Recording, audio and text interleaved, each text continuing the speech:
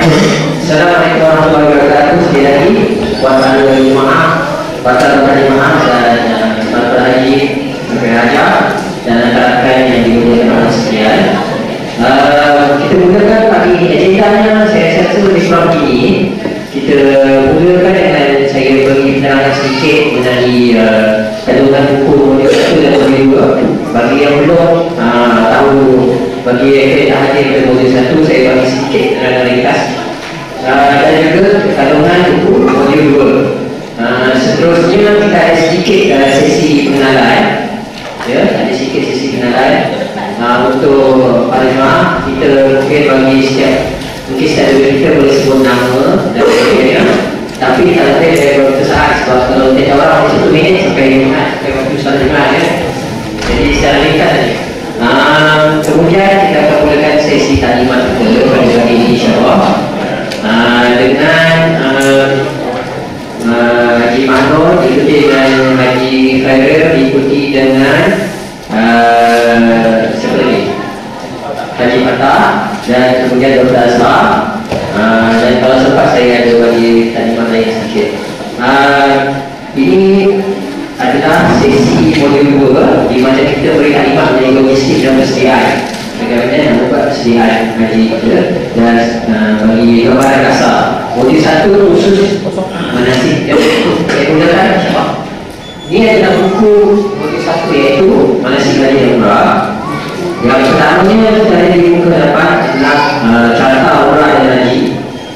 Kalau tengok yang first page kita ada tengok konteks. Jadi saya tunjukkan satu saja.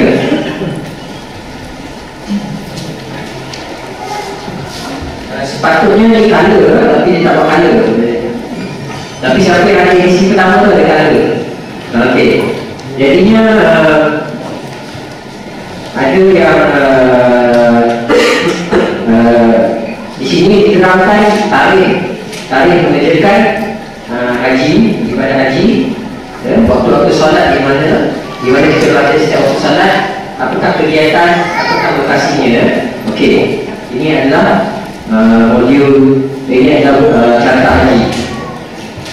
Kemudian kita ibadah haji tak masuk.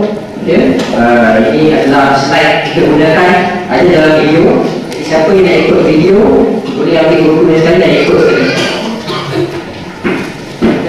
Ada tunjukkan slide-slide yang kita gunakan pada usul manasik kalau dilepas. Dan seterusnya bahawa tunjukkan yang lain. Okey, di ujung sekali ada panduan solat jenazah.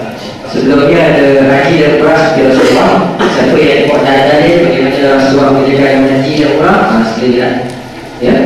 Dan kesalahan dilakukan sebagai maaf. Seterusnya pada hari ini kita akan pergi pada modul 2. Modul 2 adalah persediaan bagi ibadah haji. Ini adalah slide-slide yang insya-Allah akan digunakan pada hari ini. Jadi saya tak perlu jelaskan sangat.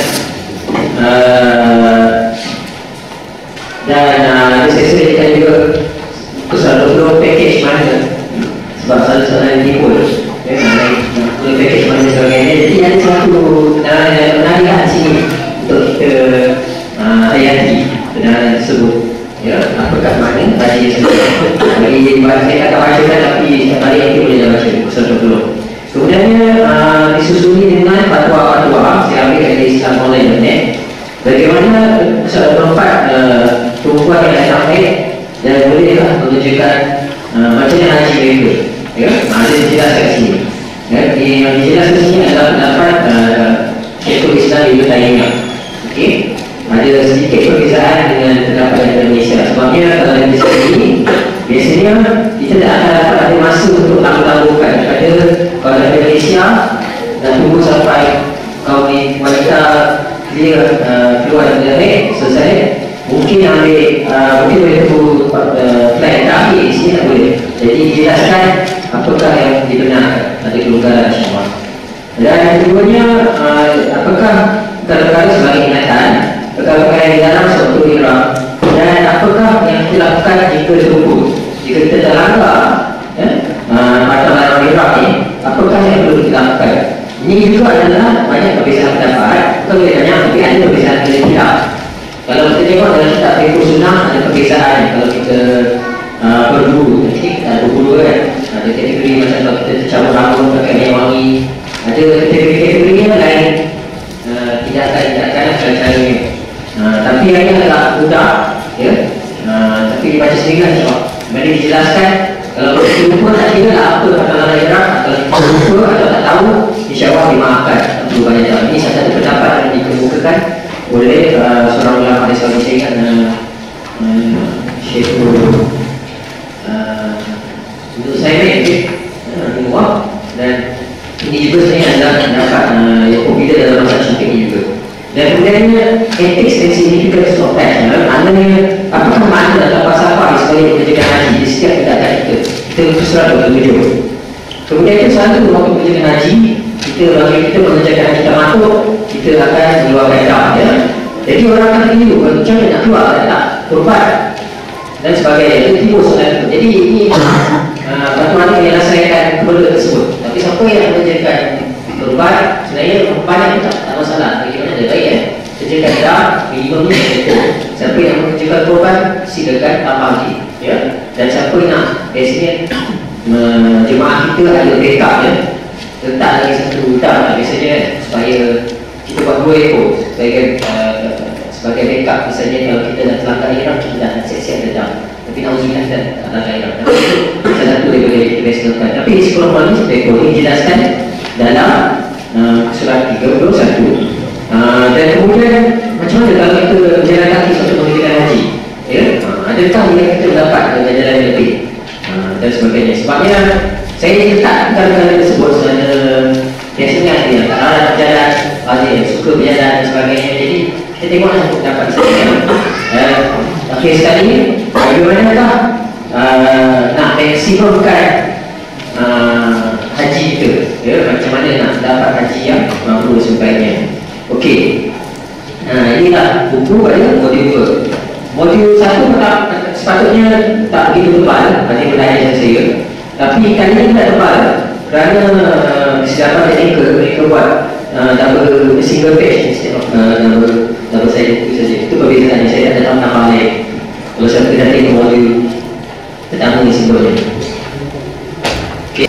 Jadi saya rasa tanpa melengahkan masa lagi, saya jemput ahli panel kita yang pertama, Tuan Haji Muhammad Noor, untuk memberi taklimatnya, beri gambaran-gambaran mengenai haji tersebut, ya. Jadi supaya kita dapat gambaran lah. Jadi saya tanpa melengahkan masa, saya persilakan Tuan Haji Muhammad Noor untuk memberi perkongsian, insyaAllah. Terima kasih.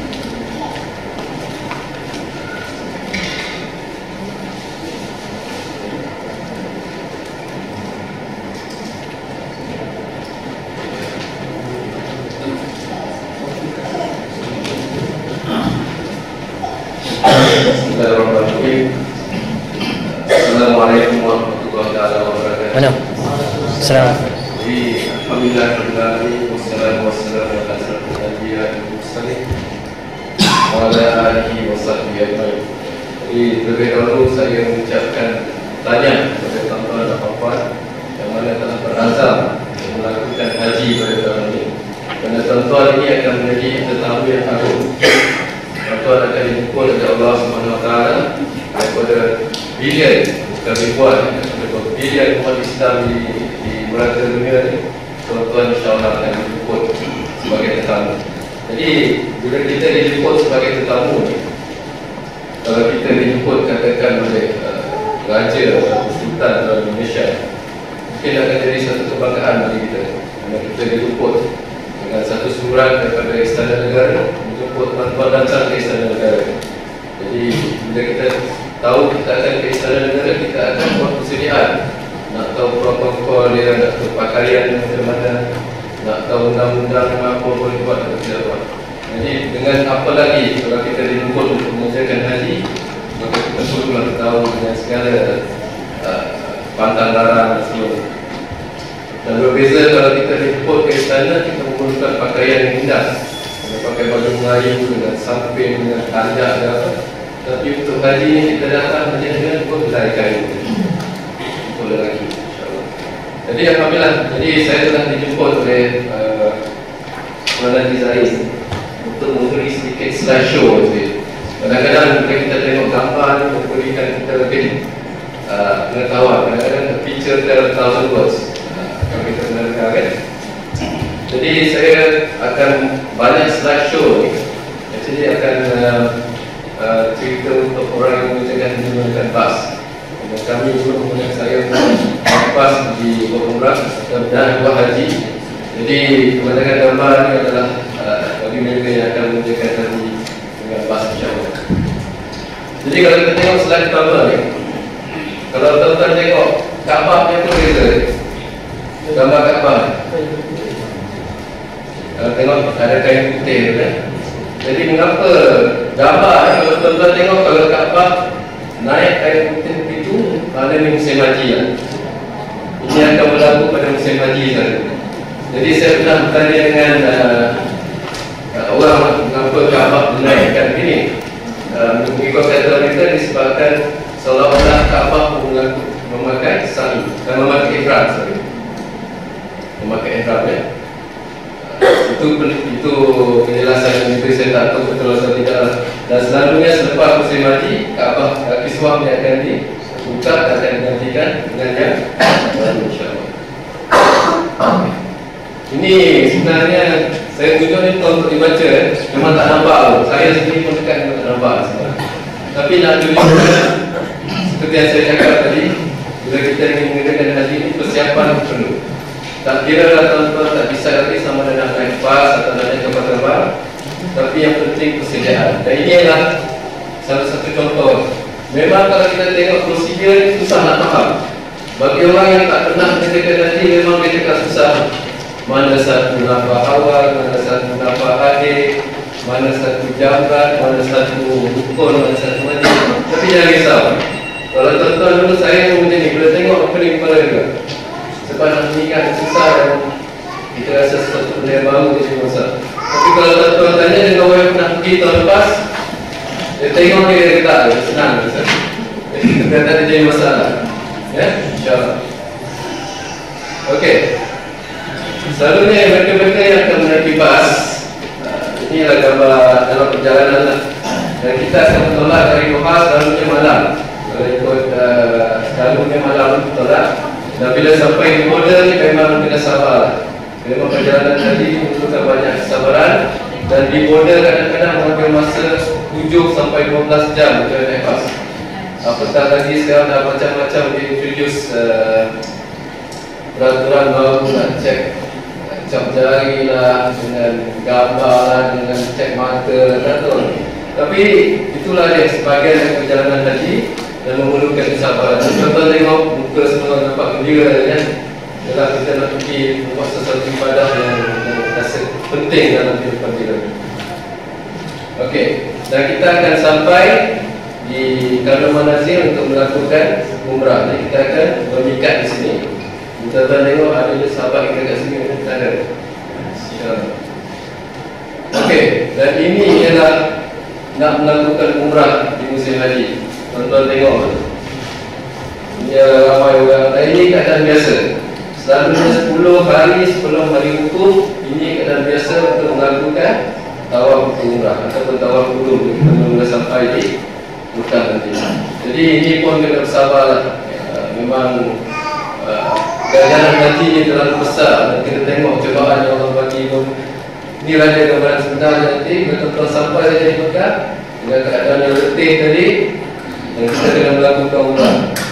Tuan-tuan tengok dia nak tawaf ni berapa jam insyaAllah. Okey, dan memang orang pun tampak ramai masa tu. Ini keadaan lepas sembahyang, lepas solat biasa. Tuan-tuan tengok berapa ramai orang nak balik ni. Jalan ni, tak nampak jalan. Jadi itulah kena bersabar dan banyak bersikir dan semua insyaAllah. Okey, tadi kita sebut naik bas ni perjalanan jauh dalam sehari setengah dalam perjalanan. Tapi tuan-tuan tengok ini adalah jemaah daripada Russia. Bukan Malaysia ya. Jemaah daripada Russia. Dia datang dan naik bas, ini bas dia. Dia naik bas 7 hari perjalanan. Dan keadaan bas dia ni memang tak ada aircon, tak ada apa. Kalau